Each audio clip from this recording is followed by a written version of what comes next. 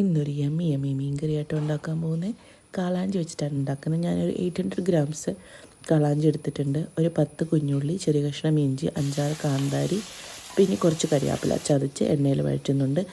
മുളക് പൊടി, മല്ലിപ്പൊടി, കാശ്മീരി ചില്ലിപ്പൊടി, മഞ്ഞൾപ്പൊടി ഇത്ര എടുത്തിട്ടുണ്ട്. മുളക് പൊടി 2 സ്പൂണായിട്ട് എടുത്തേക്കുന്നത്, മല്ലിപ്പൊടി 1 സ്പൂണും. അങ്ങനെ നല്ലപോലെ വഴറ്റി ഒരു തക്കാളി ഇട്ട് നല്ല മഷി പോലെ ആകുമ്പോൾ അതിനകത്തേക്ക് കുറച്ച് ചൂടുവെള്ളം ഒഴിച്ചു കൊടുക്കണം. ചൂടുവെള്ളം ഒഴിക്കണം മറക്കരുത്. അതിനകത്തേക്ക് നല്ല തിളച്ച് വരുമ്പോഴത്തേനും കുറച്ച് കുടംപുളി 2 ഇട്ടിട്ടുണ്ട്. പിന്നെ അത് തിളച്ച് വരുമ്പോൾ നമുക്ക് ഉപ്പിട്ട് കൊടുക്കണം. നല്ലപോലെ തിളച്ച് കഴിയുമ്പോൾ ഉപ്പിട്ട് കൊടുക്കുക. എന്നിട്ട് അതിനകത്തേക്ക് പീസസ് ഇടുക മീനിൻ്റെ. എന്നിട്ട് അത് നല്ലപോലെ തിളച്ച് വരുമ്പോഴത്തേനും ഒന്ന് കുറുകി ഒരു 10 മിനിറ്റ് നമ്മൾ ലോ ഫ്ലെയിമിലിട്ടൊന്ന് കുറുക്കിയെടുക്കണം. എന്നിട്ട് വേണം അതിനകത്തേക്ക് നമുക്ക് തേങ്ങ അരച്ച് ചേർക്കാൻ. ഒരു അരമുറി തേങ്ങ, ഏകദേശം അരമുറി തേങ്ങ അരച്ച് ചേർത്തിട്ടുണ്ട്.